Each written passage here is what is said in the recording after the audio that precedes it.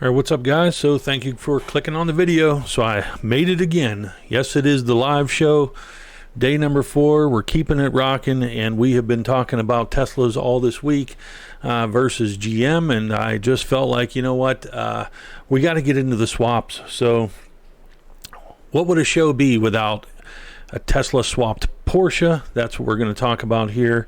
An E30 M3, well, M3 interior. Obviously, this is a 325i Cabrio. He swapped it, and he's got M-Rain interior, so he's making it rain. We're going to get into something that looks like a motor, an engine, a V8, but is actually a swap-in, drop-in crate situation, electronic, and you can see that there is a Land Cruiser in the background. We're going to revisit this Mercury just because I have some more info on it. Awesome Tesla swapped drivetrain, lots of mods that I didn't talk about in the last show. And then we have an LS3 swapped Tesla. Why not? Why not? You know what I mean.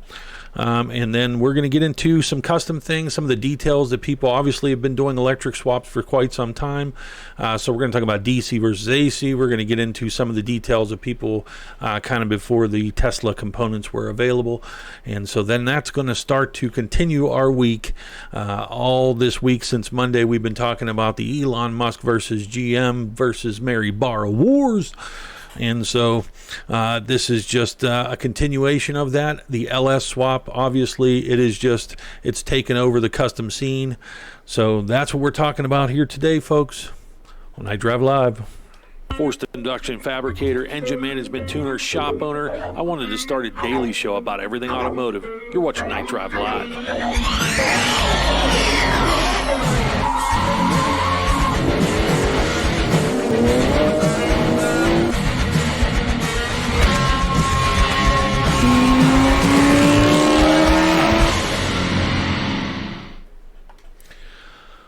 So guys, we're going to start off with we're going to revisit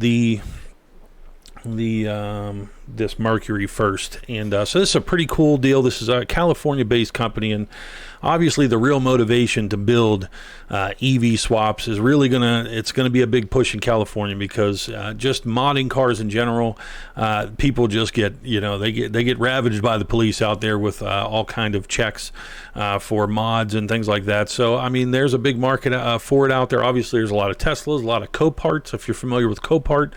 If a car gets into a major accident, gets towed, gets bought out by the insurance company and totaled, generally they go to Copart and one other off the top of my head I can't think of, but that's where the auction occurs. People will buy it for salvage for parts and things like that. So lots of Teslas going to be available, obviously out in LA. So this car was super intriguing because this is a company called Icon, and they took on this project. And there was a lot of details that I didn't talk about, but this is going to be our first example of a Tesla swap, of the reality of what it takes to get a Tesla drivetrain, powertrain for the most part, into an older chassis. So just on the surface, if we look at the build, you can see there was a little bit of a hint there with a nice custom screen, LCD screen. They use the inverters. Typically, a swap will have a DC to DC inverter.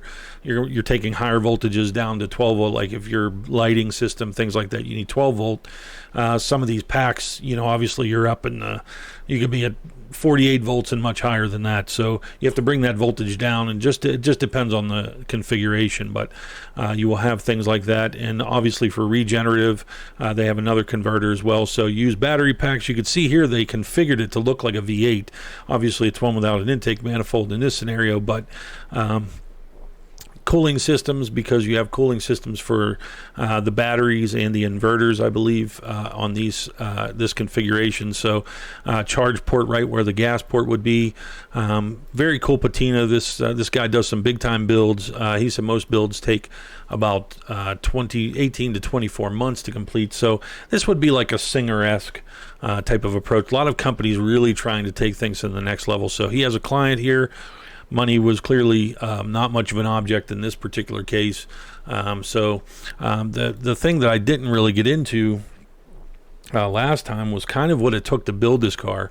And so just on the surface, this car has, and I have some notes up here, it's a dual electric motor configuration. It's not a Tesla drivetrain, or in terms of the motors, he's using Tesla battery power, but not motors. They put the motor configuration in the transmission tunnel on this particular one, but basically they're using the 85 kilowatt hour battery pack. It's a custom chassis, as you can see here, suspension and powertrain, and you can see that there's a lot of fab work on this car. This is a ground up build here. Some very good work. I mean, it's a lot of I fabricated quite a bit, TIG and MIG. So it's quite a setup, to be honest with you, but very nicely designed. And so the details on that is it's a Dana 60, a modular aluminum casing to an independent rear suspension. Here is what it was originally detailed as, maybe in a different mock-up form, but I think you could see, I don't have many pictures of it, you can see that there's axle outputs here, so these are like CVs in that. So the one big challenge for people doing Tesla swaps, obviously with an older chassis like this, is it comes down to the steering.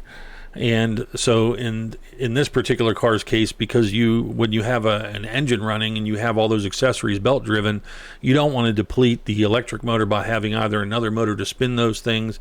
So it creates some issues with automatic transmission compatibilities, because an automatic transmission has to have pressure in it, even when at idle. And the same with power steering, air conditioning, all those things that typically you would need something to drive them. So the steering was an issue on this particular car, and interestingly, they ended up using an electro-hydraulic system from an MR2. He said he looked at you can put there's a Saturn steering column that uses an electric assist motor, and people sometimes will adapt those to older Corvettes. That was actually a project I kind of led this one company locally to do. But you can use a potentiometer and basically boost or control the stiffness of the steering. But in this case, he said, you kind of want that steering to be consistent. He didn't want to have a knob. He wanted to keep everything very original. So in the case of this car, he used the electro-hydraulic setup from an MR2, which was obviously a mid-engine car. So that's how they solved that.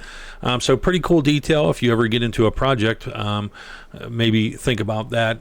Even if it's obviously like a mid-engine factory 5, 818 build, or a tube chassis, or a buggy, something like that. That may be an option if you ever get into something like that, even with an LS swap, to use and look at the electro-hydraulic setup from the MR2.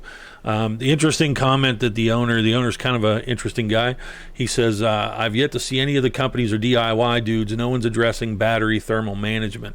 And so some of these builds here, I did look at in kind of retrospect, the ones that we'll kind of go over in the show here today.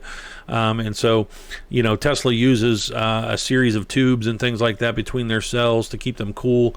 And, it's a big deal to keep them from catching on fire. As they add battery density, power density, heat becomes more of an issue. So obviously you've seen the chemical makeup of batteries can obviously keep them stable, and you've seen, or may have not seen, Teslas have had fire problems with their battery packs catching on fire at random, and you've seen that with probably Samsung phones. So the reason you're seeing that is that companies are trying to get as much energy density into these packs as they can, keeping them either small and increase the rating or whatnot. So what he's pointing out here is that battery cooling is very significant, and so he's saying that the guys aren't handling that. He said, at best, people are using engine coolant through a 12-volt pump through a clear plastic tube, but like Tesla has a dedicated heater network and a dedicated refrigerant-based system, because there's a sweet spot for battery temperature for safety, longevity, performance, and range, and everybody's messing it up entirely. So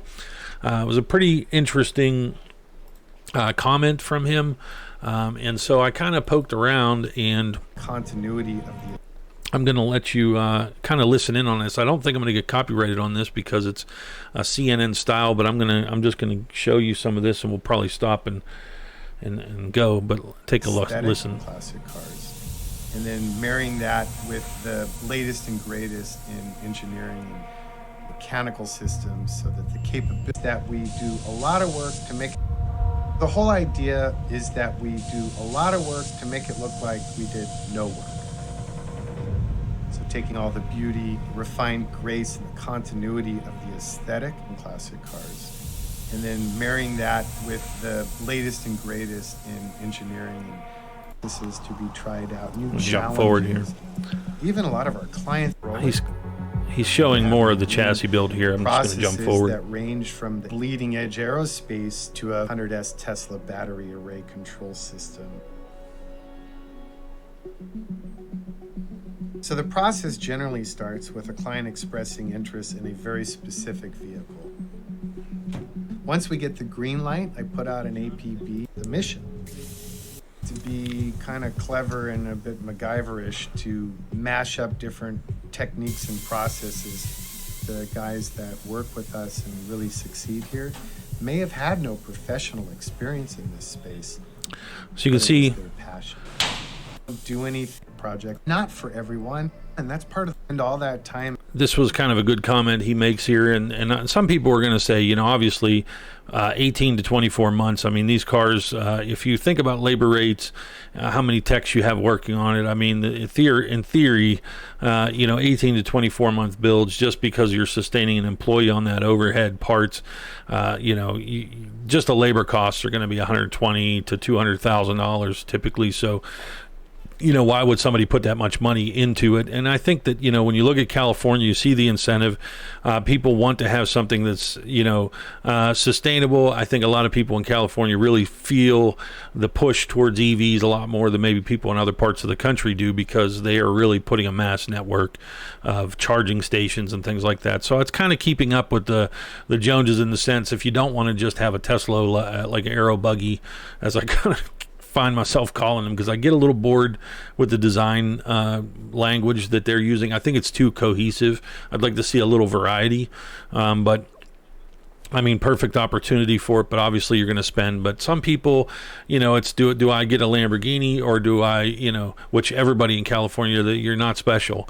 This, you're very, you know, very special, especially if it's done comfortably, and that's what he talks about here. And money on something that looks pretty bad. It's not for everyone, and that's part of the entire point of it.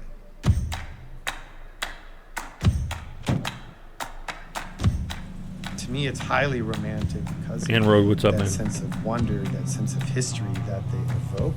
Everything that we do is distinctly emotional, and it must be, or we're not doing a good job.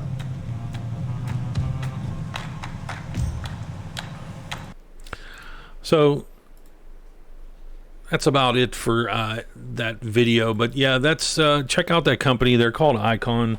And this was the car I'm just revisiting from the other show, but we're going to go through a lot of different Tesla swapped vehicles here today. And since I kind of revisited this one on another video, I just wanted to kind of get back into this one. And if you want to go back, if you're just catching the video, I was kind of detailing some of the inner workings of this car, and showed the video of the owner there, just kind of originally building it.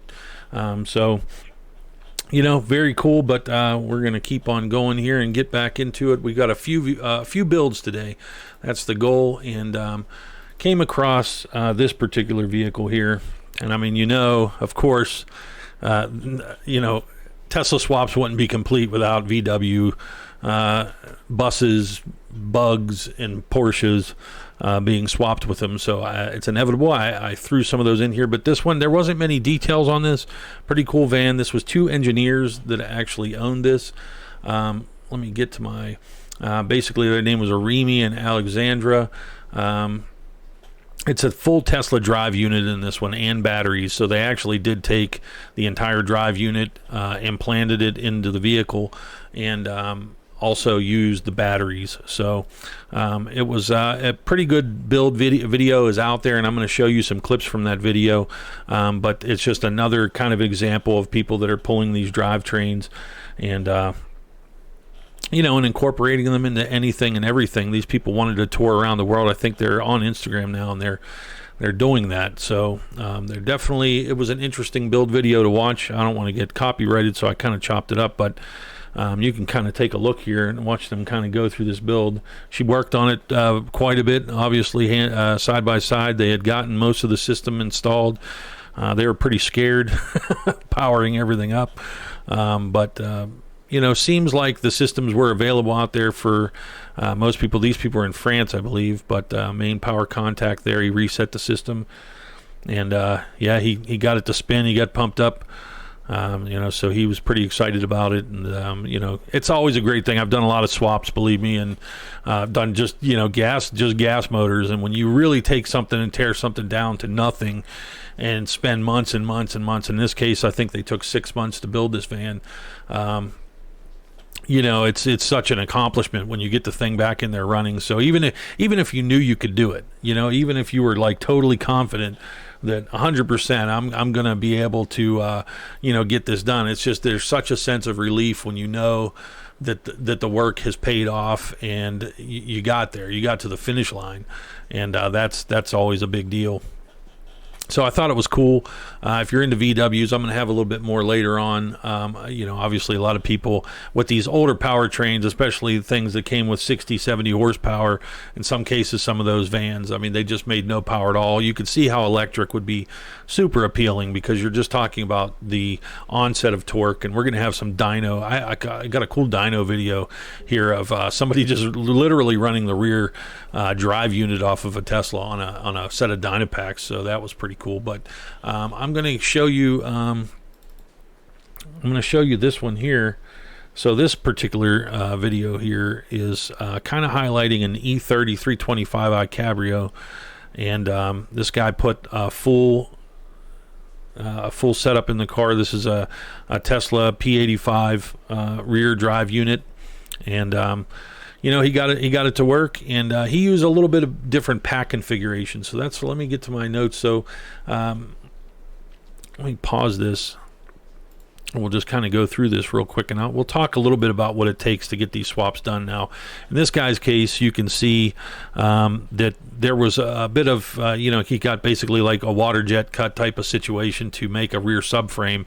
Some people actually will try to mount the entire subframe that the Teslas have to get the brakes, the control arms and everything. And I've seen it. There's a build happening now with a late or an early 70s Plymouth that's kind of still in motion, but that's what they're doing for cars that are like body on frame, kind of old school. They're just trying to get the entire assembly, and you can buy these assemblies whole on eBay. But in this guy's case, and his name is John Volk. So he basically got some custom assemblies done here, and you could see that these are fabricated up in this area here. But it's basically 3 mounts to mount this drive unit, and so he incorporated that. And some details on his is he uses a J1772 charging port, which is pretty standard. And you're going to see where he put the charge port. It's pretty cool on this car.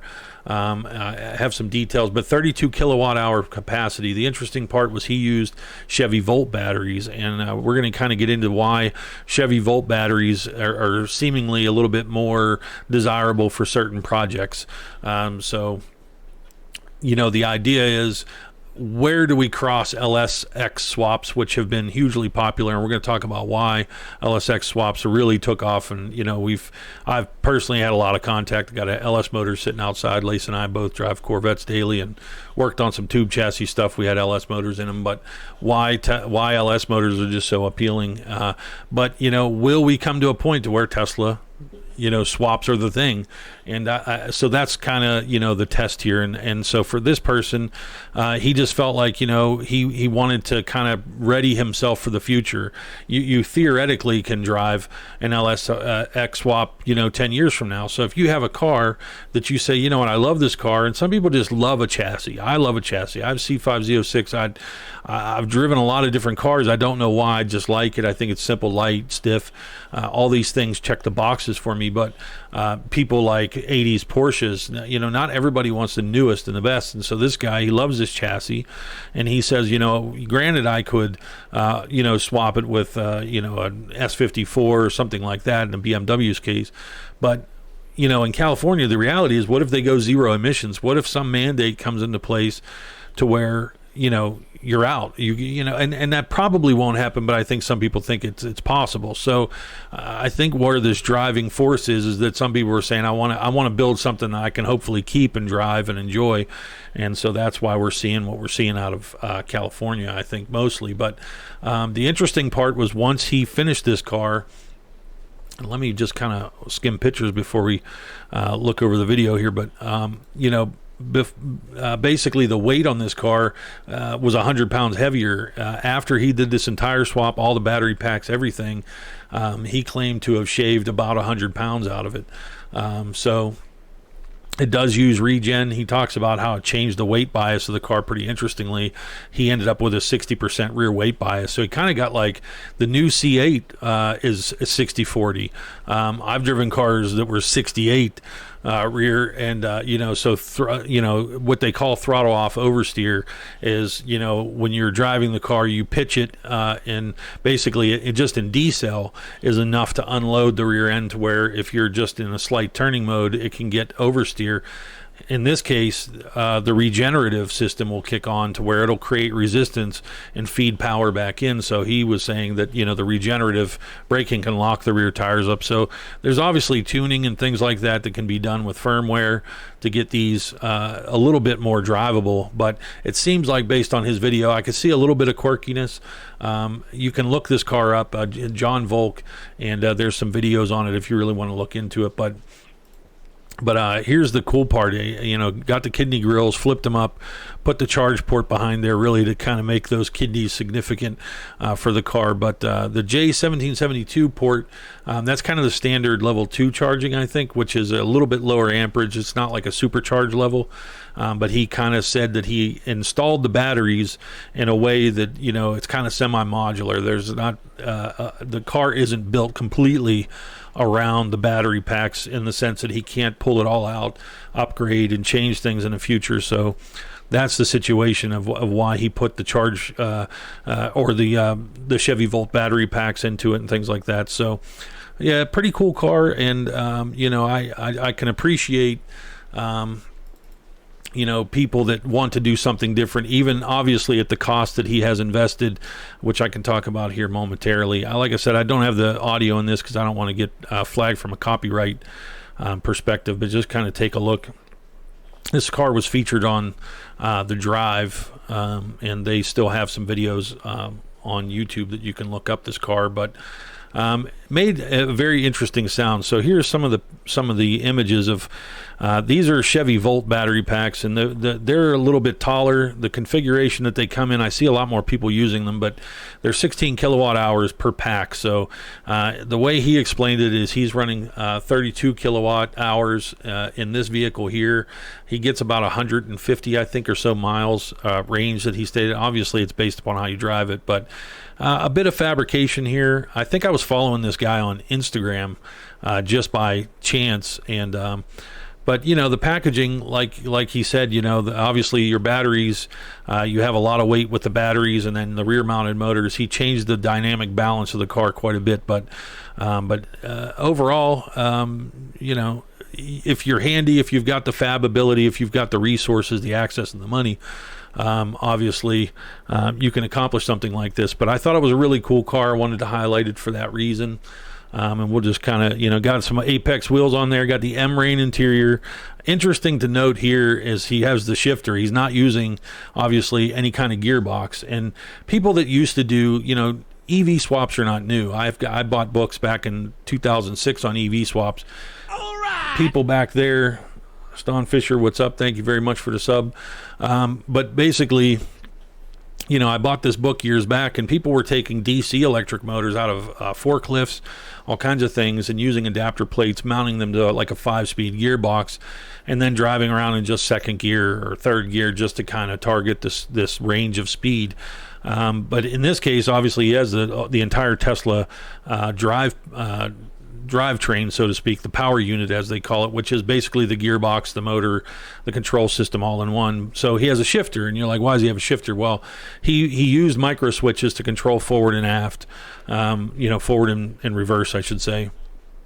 And I thought it was interesting. M-Rain interior here, which there was a guy on the BMW forums that really was pivotal in getting the M-Rain redone so that it was more available. But you can see the thing, you know, doesn't lack power to torque, essentially, to, you know, get out there and have fun with. And so this guy, interestingly, to fund this project, he had an E36 LS swap twin turbo BMW. So he definitely said that while that car was much more, you know, just brute force power twin turbo LS motor, I think it was an LS3 that he said, obviously that's not going to be any slouch, but he said that in the sense of driving this car, the torque onset, he said, is what's kind of shocking. And coming from a twin turbo, a little bit of laggy boost onset, even with an LS motor, where you're going to have, obviously, you know, they put out a lot of exhaust energy. You can definitely spool some turbos fairly early on those versus like a 4-cylinder with a big,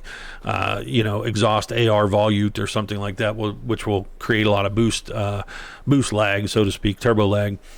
Coming to this, obviously, to him, he said it felt extremely responsive. So cool car. Another example of what people are kind of doing. And I just think, you know, me personally, I whether I want to do something or not, I always feel like I want to know about it, you know, and that was just the way I've always been with anything automotive.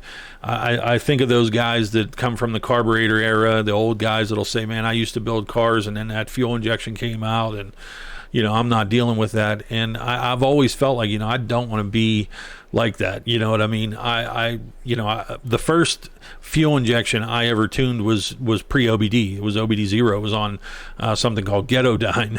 And it was a combination of guys that were working on pre-OBD Honda ECUs.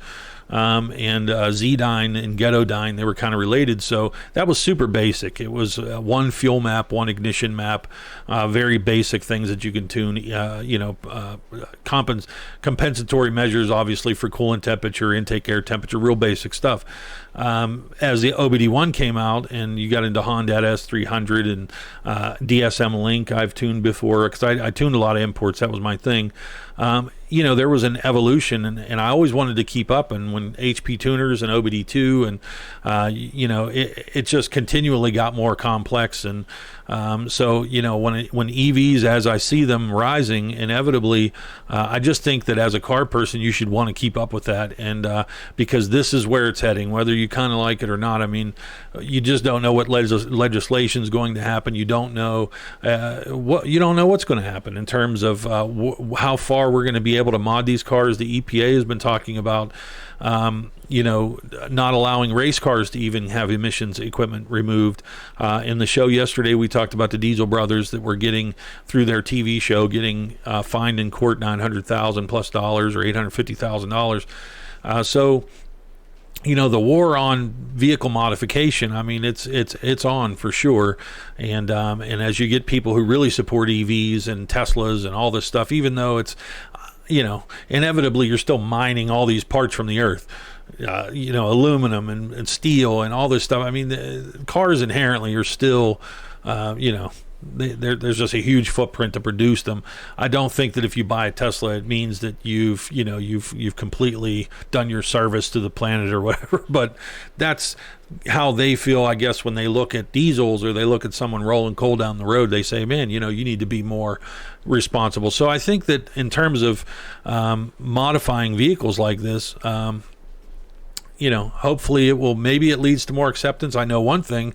You go to Laguna Seca or something and try and do a track day, there are exhaust restrictions at almost all these tracks, noise restrictions. And, that this is one beauty. If we get to the point to where regenerative systems and battery capacity and density goes up and we can go to racetracks, I mean, going to be huge. So in this case, interestingly, I have a very close connection to the company that builds this chassis. This is the Factory 5818 that this person built, and they did some pretty extensive stuff, but once again used the Chevy Volt battery packs. And if you know anything about lithiums or RCs or anything, batteries have a discharge rating, a C rating, and some can take more abuse than others in terms of how hard and rapidly they're discharged. with drones like I fly, and you'll see in some of my regular videos, because I do the live show, but I also do a lot of other Corvette off-road, different types of videos. If you look at the drone that I use in there, the throttle swings that I go through to fly that aircraft, it requires a very high C rating. So basically the Chevy Volt batteries, apparently they have a higher C rating than the Tesla batteries, and this is why a lot of these people have used this. So they built this car as a focused drag car, essentially. The guy does daily drive it, and the way you hear the performance numbers are pretty stout. But this is the Factory 5 818. You can Google Factory 5. Real closely related to a company that, I ran a company to where we used Factory 5 chassis and LS swapped them. So we had an LS 3 twin turbo one. We had an LS 7 that made the speed channel. Tanner Faust drove it. And, in my intro, if you see me talking to Tanner Faust that I run in the beginning of the show, that we were talking about that car, he drove it and said it was like one of the scariest things he ever drove, for good and bad reasons. It was a monster of a car in terms of low weight and huge power out of an LS7 that was pretty modded. But essentially, that was an earlier gen car that Factory 5 had built. And so they followed it up with this. This is the 818, and this car was designed to be a mid-engine kit car you buy for, I think, 20 grand is what they targeted. It comes with everything. And the idea was to put a drivetrain from a Subaru Impreza. The GTM that they built, that we modded, the company that I was running, you use the Corvette drivetrain or components, you use the Corvette motor. The idea was to get a salvage C5 Corvette, use all its components, and make this mid-engine sports car, because everybody wanted a mid-engine Corvette, and ta-da, here we are today. But the way they followed that up was they created this car, and the idea was they wanted to sell it internationally, and Subaru Imprezas were available. And the configuration, the way the four-cylinder boxer engine of a Subaru is, and the way the transmission bolts off the rear, what they did basically was that they mid-engine mounted the four-cylinder out of the Subaru, either WRX or Impreza, whichever you prefer. I'd go STI, 2.5 liter. But then the transmission, which the front axles would be coming out of the back, they drive your rears, and then they cap the back where the drive shaft would go to the rear of the Impreza. So that was the basis of this package. Well, they bought this car and they Tesla swapped it. And so this is an actual P85 drive unit. And so, these were pretty simple. They're single gear. There's all control systems are in here. And I'm going to show you ahead, if you stick around. There's somebody that hacked one of these open. And when I say hacked, I mean like hacked, like a barbarian. But, you'll see that there's a control system in here, motor over here. But that's what they mounted this configuration here. And so the performance numbers basically came in at 2,760 pounds. It was a dual motor that they ended up doing. They did single motor first, rear drive, and then they went to dual. So they started with an S85 unit, and that's it's a lesser powered option from Tesla. And they ran 1080s in this car. I don't have a trap speed, but they ran 1080s, rear-wheel drive only. And so basically then they increased, they did some firmware tweaks, and they went P85, which was the larger motor, and they ran a low 10, like a 1010 or a 1015, something like that. Tweaked the firmware more, started learning how they can mod and put more amperage into the motor, and became tire limited. So that's what compelled them to go to the front motor, which I'll show. I don't think I have an immediate photo of it, no, but I'll show it in the video here. And let me run that video while I'm telling you about it. So basically they went to the twin motor, front and rear, and tweaked that, and dual motor went 9.5, and they ended up getting it down to 930s at 137.9 miles per hour. He says the owner of it drives it now to work, has put 6,000 miles on it, trouble-free. Even though there is fluid in these drive units, because they're sealed, I guess until you get a substantial amount of metal wear, you don't change the fluids. Interestingly here, to get the front to work, this cantilever setup for the coilovers here is not the way that the 818 is designed. He essentially, to get the front drive unit to fit, they relocated the suspension and used the cantilever setup. So that kind of uses fulcrum points, and you could look it up. But But yeah, put Volt batteries in it again for that front configuration, and runs coolers for the inverters and for the batteries. So I ended up getting down to 930s and daily drives it. So I don't think he has air conditioning in it or anything like that. In Tesla's case, they run the air conditioning, heat, and some other things off a high voltage. And so those systems are all kind of systems you have to adapt. And not seeing many people do that. I think that's one thing that may be missing from a lot of these swaps. So maybe something to think about. People have experimented with other things, and there's a company that you may want to look into if you're into swaps. And that 818 was evcontrols.com. So EV Controls, I think it's ev-controls.com. You can look into that. But this is the SRI EV1 by Bill Steen and Strategic Recovery Institute. Real interesting story about this vehicle here. So let me tell you about it.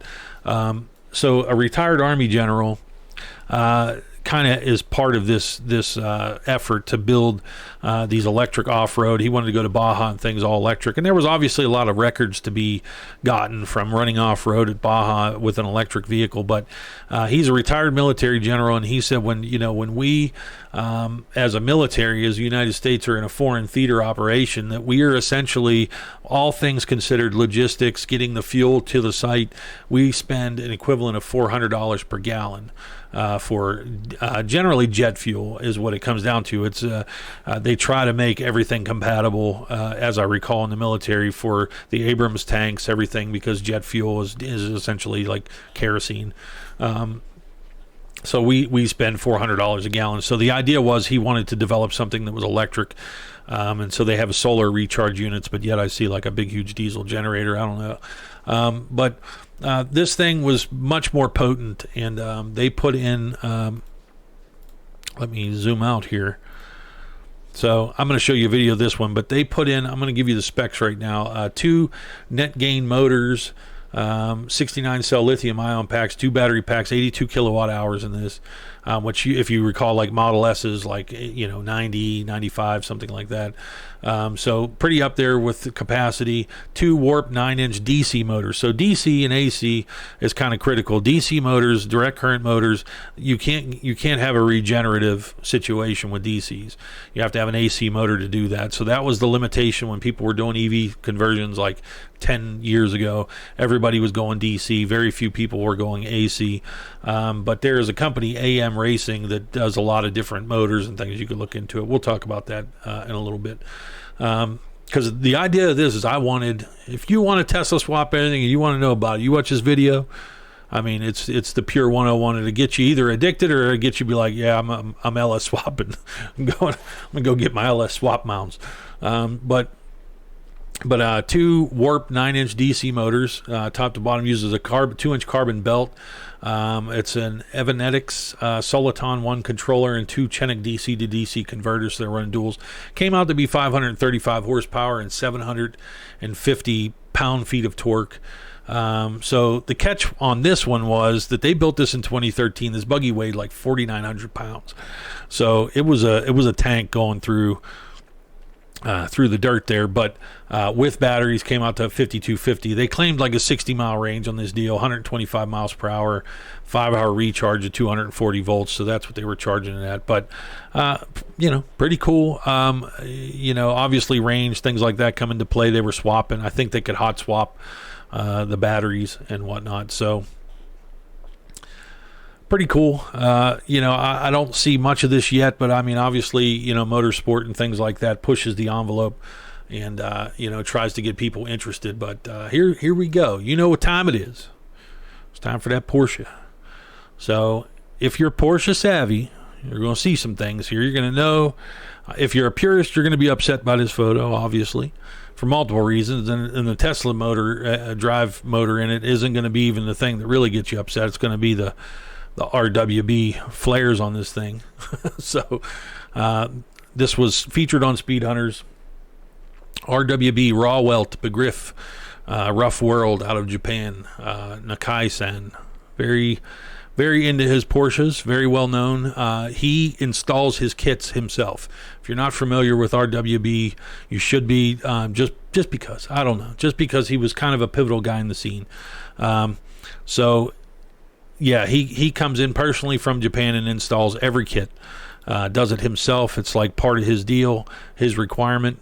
EV West obviously assisted. The guy that owns this works for them, and let me get the notes on that. His name is Dylan Coleman, and so 4,000 pound-feet of torque onset with this thing. The way that it's tuned is his claim. I did not see a dyno sheet. There's not many dynos out there. My dyno did 1,250 pound-feet of torque, so you know that wouldn't have been good to measure. I don't know how they're measuring that because it's very difficult to measure at the tire. And essentially that's probably going to be the onset, and I'm going to show you that dyno a little bit here, but pretty serious build. This car was at SEMA in 2018. I had gone right past it, and I actually have it on video. I checked my video, which I have posted on the channel. You can look at it, about 39 minutes in the Toyo booth, but this is a heck of an interior, and you know, it was really well done, but they claim 563 wheel horsepower. It's an EV West conversion, Element Racing GT3 inspired suspension on this car. They did a very tried to keep it pure, I guess, in a sense, but also tried you know, to do something pretty radical. So this is a big money build. There's just no question about that. But BBS RS wheels, R888s on it, Toyos, because they were in the Toyo booth, 315 out back, 245 in the front.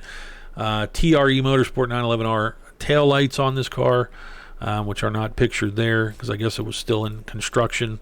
But you know, the interesting thing here is you have the LA conflict. People love their Porsches.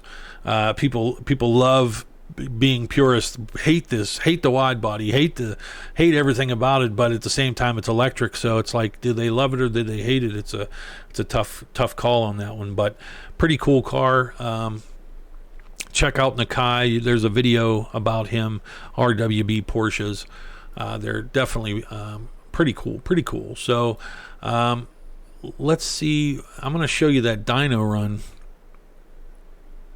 Do I have the noise? That's the question. So I wanted to show this dyno run. That's not going to work. So basically, if you're familiar with dynos, these are dyno packs, and they essentially bolt to the hubs of the drive wheels. So what you can see down here is they have the entire cradle from the Tesla drive unit, the axles, then they have a fixture that's holding it in place. And then over here in this lower corner, this is the actual throttle pedal. And so what they're going to do is they load it up. Let me, I didn't realize I took the sound out of it. No, we don't want that. Yeah, basically they load this thing up, and once it reaches its load point,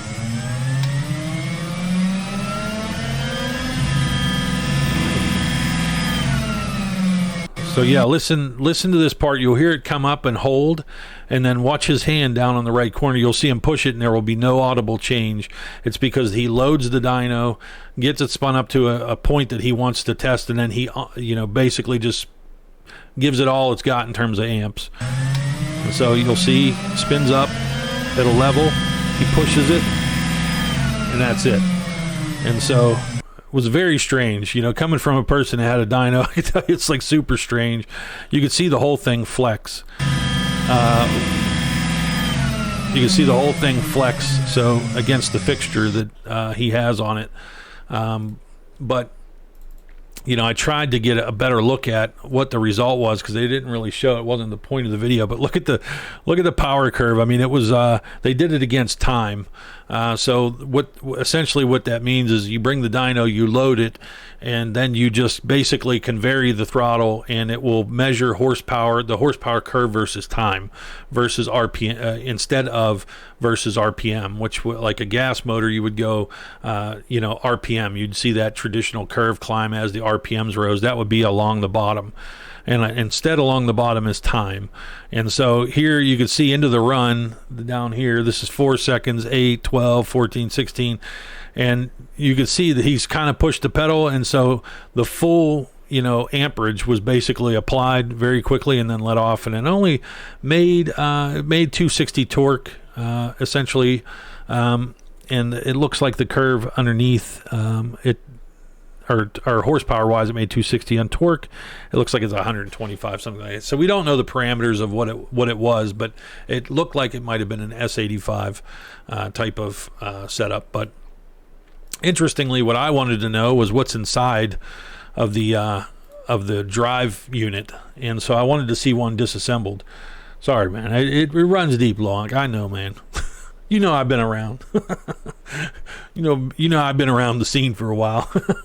So interestingly here, this guy is going to disassemble it. This is a channel, as you can see, called What's Inside.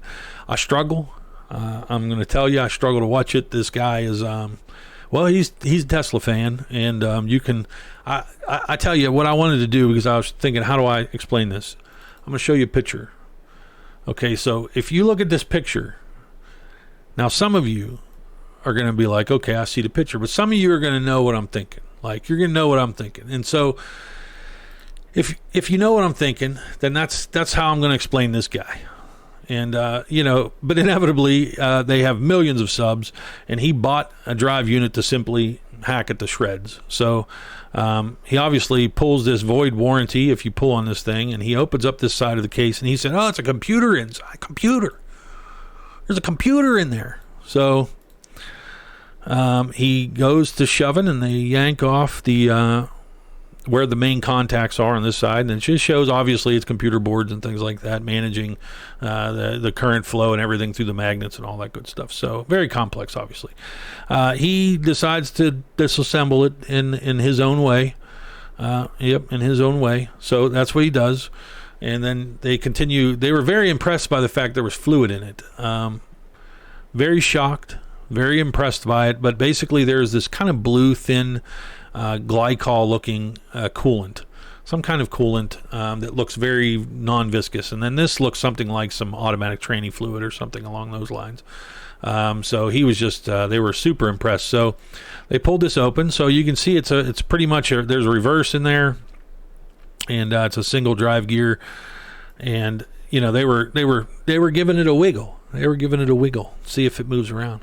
And so he's spinning this bearing, and he said this is why he'd never seen anything like this before. He said, this is amazing. I've never seen bearings like this. He thought the whole inside was just crazy. And he was spinning it, and he said that's why Teslas are so efficient. That's why Teslas are so efficient, he said. So you can go ahead and go over to their channel if you want to see the entire butchery disassembly. You can see it on their channel.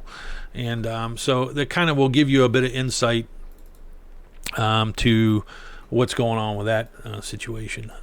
So basically, there's going to be the Tesla options, and this is going to spark new industries, and so that's what's going to happen here. And this thing looks I thought it looks Lego-ish, you know what I mean? Because I think some of the industrial design of some of the components, I'm like, that thing looks like a little Lego motor, but apparently it is a full drop-in plug-and-play unit. And so this is from a company called Electric GT. It's 5 inches longer than a Chevy small block, water pump included. It's a crate motor, plug and play. It estimates the setup will make between 140 and 240 horsepower and between 240 and 340 pound-feet of torque. So kind of like a little diesel. Cummins makes the R2.7 Cummins swap, I think it is. Don't hold me to those numbers, but I'm pretty sure that's what it is. I've seen it at SEMA. It's intended for overland guys, for old pickup trucks and things. It's like the most reliable Cummins deal they can put together in terms of components. So obviously that's kind of what they are targeting here. The block mates to your existing transmission via a Lovejoy coupling, and you can Google Lovejoy couplings, but they are obviously trying to put it in a Land Cruiser here. And so it looks a little more real than that engineering rendering, I suppose, is what that was. And so this is actually something different. But so it says the valve covers house a 6.6 kilowatt charger and a DC to DC converter. So that's what's on top there. So coolant lines in the pump are included. we'll see. I think they were targeting production soon. Don't know if you're interested. That's probably going to be super pricey. So LS swap versus Tesla swap. I'm pretty sure that LS swaps are, even though they can be pricey depending on what chassis you're going in and what the age of the vehicle is, there's no question that unless you want to do something that's very power reserved, like something along these lines, even like a basic DC motor, things like that, $8,000 to $10,000 you're probably looking at. These people that are doing these Tesla swaps, the drive units, let me just give you an example here. Oh, got malfunctions. So here's a drive unit here. So that's 5,500. It's the large unit. It's the P85 whole comes with the whole assembly though. Comes with the whole assembly, and like I said, all people that are doing older swaps, they may want to use that entire cradle. But that's pretty plug and play. That's what that guy had strapped in the dyno, and he put some power to it and a control unit and whatnot, and off he went. So you're looking at what, $5,800, $6,000 for that. Then I looked up just a set of packs,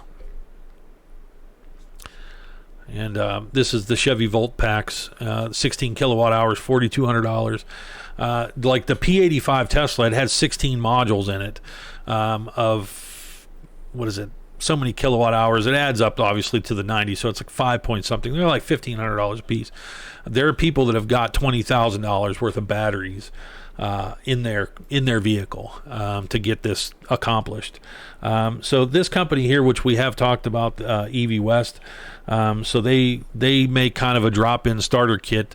If somebody wants to get into that, $11,900 gets you the drive unit, and it includes the inverter, gearbox, a dash display, control unit, throttle pedal, brake switch, and plugs and pins, encoder, plug and pins, and obviously you'll get some support if you buy it directly from them. They're definitely the ones. EV West has a pretty crazy M3 race car that you can Google, that's pretty serious, and they've been in the game for sure. They're the ones that are going to be capitalizing on this for the most part, but they give you axles, pedal, and I guess essentially some of what you need. Obviously there's no batteries in this situation, so you could put 20 grand worth of batteries with that. You're going to get into, you still don't have a coolant system, a lot of details, things like that. So, I mean, the thought of doing, an EV swap, a Tesla swap, you could buy a Model S used. And for anybody that's thinking, well, maybe it's just easier to buy, maybe it's easier to buy the Model S and just buy it crashed. Well, the issue is CAN bus, and it comes down to the fact that if you want everything to work properly, the Tesla system uses CAN bus, which is like multiplexing beyond the scope of this video, but essentially you would have to transfer everything. You would have to make all the MCU, which is like motor control unit, you'd have to make everything agree.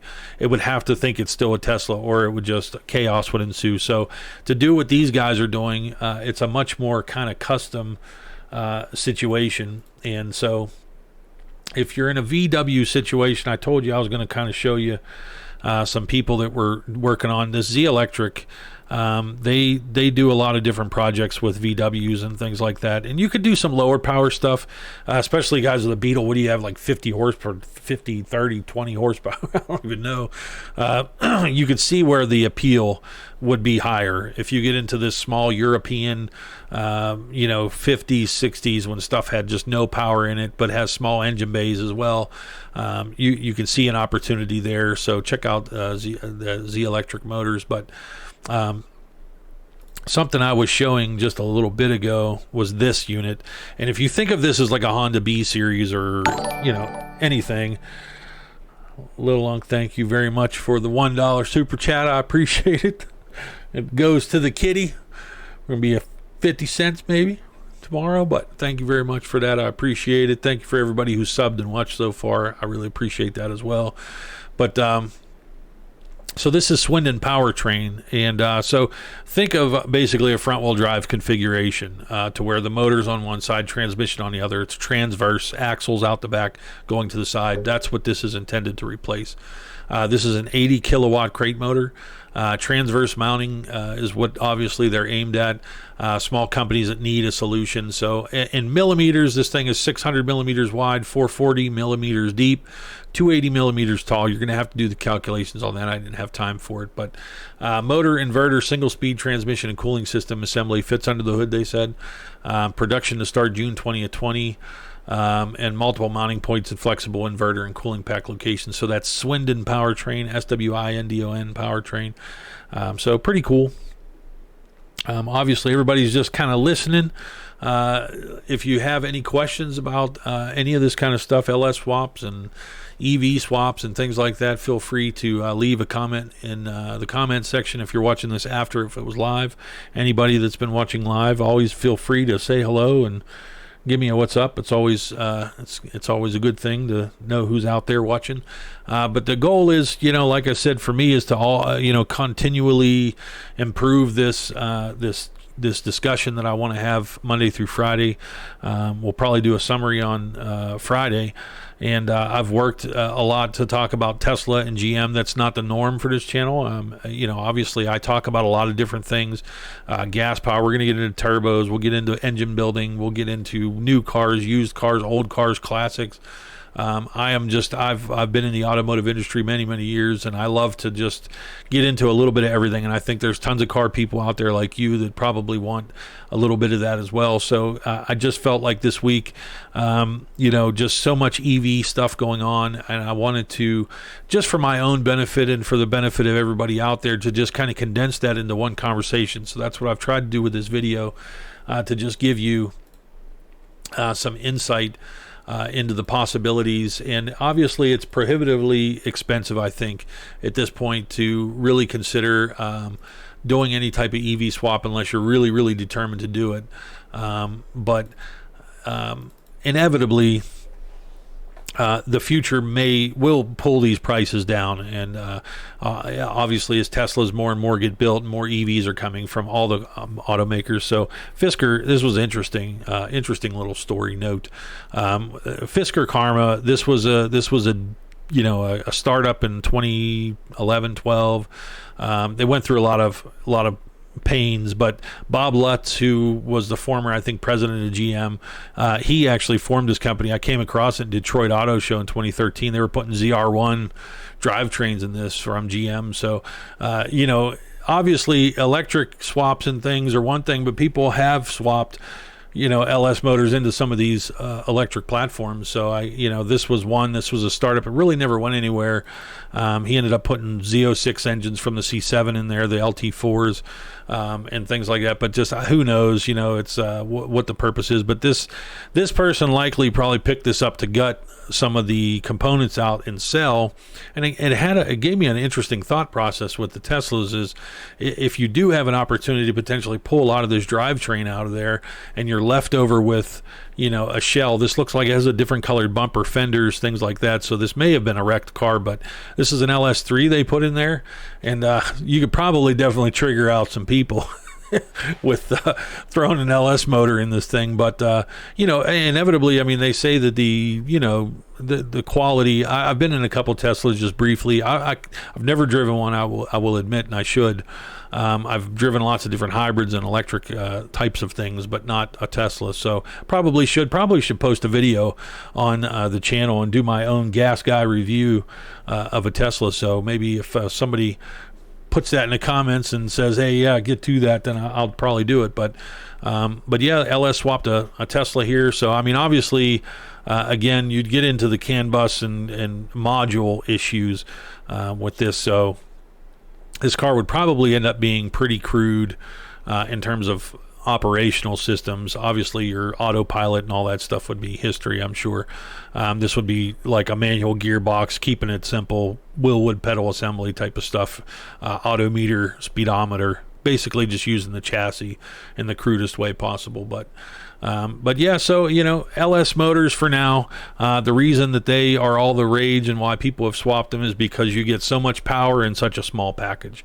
And, you know, Taj Juchter, who is the chief engineer of Corvette, we have talked specifically on multiple occasions, but he is very consistent with his message that the reason, even though push rods and all that stuff seem old, and who doesn't love dual overhead cams and 4 valves per cylinder? I love pent roof combustion chambers as much as the next guy, but you know, the fact is the way that the LSs are, no cams in the head, you keep everything compact, everything's very small, so the physical package sizing of an LS motor versus the output, when you consider that there's a company, HP Research, that gets these things to 468 cubic inches with no deck height changes whatsoever. I mean, you're talking 700 plus horsepower and pump gas out of some of these in a package that's just so compact, so easy to wire, so easy to get running and anything. So it's going to take a while for Tesla powertrain units to probably displace the powerhouse that is the LS swap. It's just been dominating for so many years, and I don't think the end is quite in sight yet. So that's it, guys. Throw me a comment. It was a long one, a good one. I think I went over an hour today. I wanted to kind of really put some stuff in there, so hope you enjoyed it. Hope you learned something on this deal. We can talk about it more. Obviously, Friday is going to be the wrap-up. We'll see what we can come up with and what I can pack in there. And I'm open to suggestions on topics or anything you'd like to hear, and what kind of discussions you'd like to get into. But didn't do much news today, obviously, as far as what's going on, other than the fact that I'm very sad because Sebring, 12 hours of Sebring races are getting canceled. Crazy things are happening because of the media circus that's going on right now over coronavirus. So it is what it is. We'll get to the next one, guys, but I hope you enjoyed the show. Thank you very much for watching, subbing, anything, super chat. Thank you to who has thrown me one of those. I appreciate it. Brandon Gotch, thank you very much for watching. I appreciate it. And I'm going to keep on going. You know, this is going to be a deal that I'm just going to keep on chugging, keep on going, and get better at it. So it's just look forward to my next videos. I have some stuff with the Z06 coming that we're gonna get finished up, project there, and headlight conversions. I have all kind of stuff happening. So that's it, guys. I'm going to get some dinner, a late dinner here in Las Vegas. I appreciate you watching. Thank you very much for supporting my efforts, and you're watching Night Drive TV and Night Drive Live. I'll see you on the next one, guys. Peace.